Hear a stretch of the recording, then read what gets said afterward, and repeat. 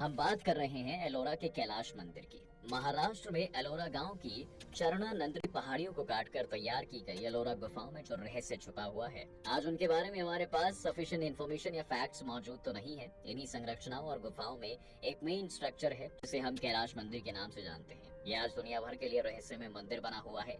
ये मंदिर देखने में जितना अद्भुत दिखता है, इसे बनाने की टेक्नोलॉजी और आर्ट भी उतनी ही मिस्टीरियस है। कुछ दशकों पहले तक भी इसमें की कुछ सिलेक्टेड गुफाएं आम पर्यटकों के लिए खुली हुई थी, लेकिन अब उन्हें पूरी तरह से बंद कर दिया गया है। इसके पीछे का कारण भी आज हमारे लिए रहस्य बने हुए हैं। तो आइए जानते हैं कि ऐसा क्या खास है इस कैलाश मंदिर में। दोस्तों, सोशल मीडिया पर यूं तो इस कैलाश मंदिर से जुड़ी तमाम तरह की जानकारियां मौजूद हैं, लेकिन इस संरचना का वास्तविक और प्राचीन इतिहास क्या है किसी को नहीं मालूम। खुद विज्ञान भी कभी कभी ये मानने लगता है कि हो रहा हो किसी इनविजिबल फोर्स या सुपरनैचुरल पावर के द्वारा इस स्ट्रक्चर का निर्माण किया गया था। इसके पीछे एक तर्क अगर हम देखें तो हमारे सामने ऐसे तमाम तथ्य और तर्क मौजूद हैं जिनके बेसिस पर हम खुद भी ये मान सकते हैं कि हो ना हो इस संरचना का निर्माण किसी अलौकिक शक्तियों के द्वारा किया गया था। क्योंकि बेसॉल्ट पत्थरों को काटना और उसे तराशना, उन पत्थरों पर अद्वितीय मूर्तियों को एनक्रिप्ट करना बहुत ज्यादा कठिनाई वाला काम है। मंदिर के नीचे कई गहरी गुफाएं और कक्ष, तहखाने भी मौजूद हैं। इन्हें बनाने का क्या मकसद था, ये भी आज एक रहस्य है।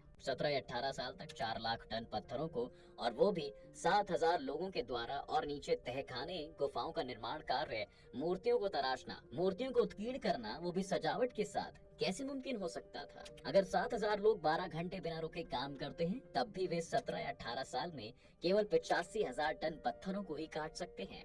हिस्टोरिकल रिकॉर्ड्स के मुताबिक दोस्तों, एलोरा के कैलाश मंदिर का निर्माण राष्ट्रकूट वंश के राजा कृष्ण प्रथम ने सन 756 से सन 773 के दौरान करवाया था। मंदिर का निर्माण क्यों हुआ, इसको लेकर भी एक मान्यता है। कहा जाता है कि एक बार राजा गंभीर रूप से बीमार हो गए थे, तब रानी ने उनके स्वास्थ्य के लिए भगवान शिव से प्रार्थना की और ये प्रण लिया कि राजा के स्वस्थ होने पर वो एक भव्य मंदिर का निर्माण करवाएंगी और मंदिर के पूरे बन जाने तक व्रत धारण करेंगी। इसके बाद राजा स्वस्थ हुए तो मंदिर के निर्माण की शुरुआत होने की बारी आई, लेकिन रानी को ये बताया गया कि मंदिर के निर्माण में बहुत समय लगेगा, ऐसे में व्रत रख पाना बहुत मुश्किल है। तब रानी ने भगवान शिव से मदद मांगी। कहा जाता है दोस्तों कि इसके बाद राजा और रानी को भूमि अस्त्र प्राप्त हुआ जो पत्थर को भी भाप बना सकता था। इसी अस्त्र से मंदिर का निर्माण इतने कम समय में मुमकिन हो सका। मंदिर के निर्माण के बाद इस अस्त्र को भूमि के नीचे छुपा दिया गया था ताकि इसका गलत इस्तेमाल ना हो। जहाँ तक कंस्ट्रक्शन वर्क का सवाल है, वो इस मंदिर के अभिलेखों की कमी की वजह से ही साबित नहीं हो रहा है। एक अभिलेख है जो इतना ज्यादा खराब हो चुका है कि इसे पढ़ पाना मुश्किल है। इसे पढ़ा ही नहीं गया क्योंकि कोई भी शब्द या अक्षर किसी भी लिपि से मिलती जुलती नहीं है। अगर मिल भी रही हो तो वो पढ़ नहीं सकते या शब्द नहीं बना सकते हैं। अब आप इतना तो जानते होंगे कि दोस्तों, जब कोई बिल्डिंग बनती है तो सबसे पहले नींव पड़ती है। कोई भी स्ट्रक्चर बनता है तो वो नीचे से ऊपर ही बनता है, लेकिन इस मंदिर के मामले में बिल्कुल ही अलग सिचुएशन है। इस मंदिर को बनाना शिखर से शुरू हुआ, यानी ऊपर से शुरू हुआ और भूमि पर खत्म हुआ। चाहे वो गिजा के पिरामिड हो या माचू पिच्चू या हमारे देश के नालंदा विश्वविद्यालय, सभी स्ट्रक्चर नीचे से ऊपर बनाए गए हैं। यहाँ इस मंदिर पर पत्थरों को काट काट कर उन्हें खोखला किया गया, तराशा गया, अलंकरण किया गया। स्तंभ, द्वार, मूर्तियाँ सभी अद्भुत हैं। इसके अलावा बारिश के पानी की निकासी के लिए नालियों के साथ पानी स्टोरेज सिस्टम भी बनाया गया है। मंदिर के नीचे बहुत गहराई तक गुफाओं, तहखानों, कक्षों का निर्माण कार्य किया गया है। अंडरग्राउंड रास्ते बनाए गए। सब कुछ इनक्रेडिबल और यूनिक है। दोस्तों, भगवान शिव का निवास माने जाने वाले कैलाश पर्वत के आकार की तरह ही इस मंदिर का निर्माण किया गया है।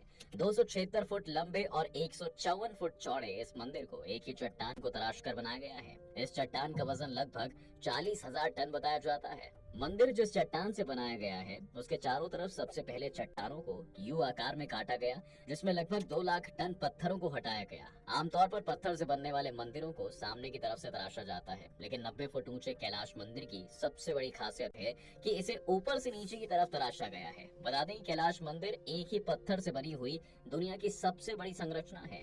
अब आइए, आप भी किस मंदिर में जाना चाहेंगे, हमें अपनी राय कमेंट सेक्शन में जरूर बताएं। अगर आपको ऐसी ही इन्फॉर्मेटिव वीडियोस देखनी है तो हमारे चैनल हो तो इसे अपने दोस्तों के साथ शेयर भी जरूर कर दें।